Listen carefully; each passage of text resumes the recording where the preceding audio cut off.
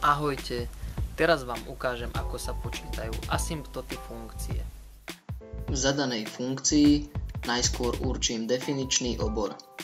Asymptoty bez smernice sa nachádzajú v bodoch, v ktorých funkcia nie je definovaná. V tomto príklade x rovná sa 0. Asymptota so smernicou má predpis y sa rovná kx plus q. Pre neznáme k a q existujú vzorce. K sa rovná limita x ide k plus minus nekonečnú fx lomeno x. Q sa rovná limita x ide k plus minus nekonečnú fx minus k krát x. Je potrebné rozlišovať dva prípady. Prvý je limita x ide k plus nekonečnú. Počítam neznámu k. Za fx dosadím zadanú funkciu, zjednoduším zlomok a vypočítam limitu v nevlastnom bode.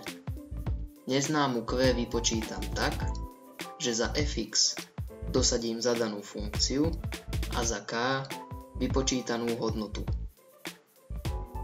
Limitu prevediem na spoločného menovateľa a vypočítam ju. Druhý prípad je limita x ide k mínus nekonečnú. Výsledky limít k a q sú zhodné s tými v prvom prípade.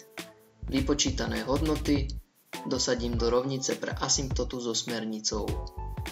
V ďalšom príklade opäť začnem definičným oborom. Asymptoty bez smernice sa nachádzajú v krajných bodoch definičného oboru. Pre asymptotu so smernicou znova rozlíšim dva prípady. Ak x pôjde v limite k plus nekonečnú, k sa rovná 0 a q sa rovná nekonečno. Ak x pôjde v limite k mínus nekonečnú, k sa rovná 0 a q sa rovná mínus nekonečno. Keď výsledky týchto limít dosadím do rovnice pre asymptotu so smernicou, dostanem y sa rovná plus mínus nekonečno. Taký výsledok nemá zmysel, asymptota so smernicou neexistuje. Definičným oborom posledného príkladu sú všetky reálne čísla. Z toho vyplýva, že asymptota bez smernice neexistuje. Pre asymptotu so smernicou znova rozlíšim dva prípady. V limite x ide k nekonečnu počítam k tak, že zlomok rozdelím na 2. Keď v grafe funkcie arcus cotangens x ide k plus nekonečnú, funkčná hodnota ide k 0. Preto sa po dosadení za x k rovná 1 a q 0. V limite x ide k mínus nekonečnú, k počítam podobne.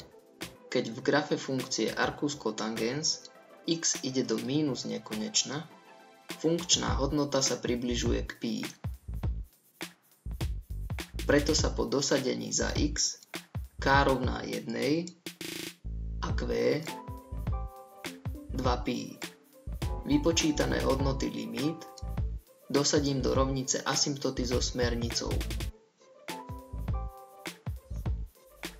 Asymptoty bez smernice sú x-ové súradnice alebo krajné body intervalov, v ktorých funkcia nie je definovaná. Pri asymptotách so smernicou treba uvažovať dva prípady. Limita x ide k plus nekonečnú a limita x ide k mínus nekonečnú.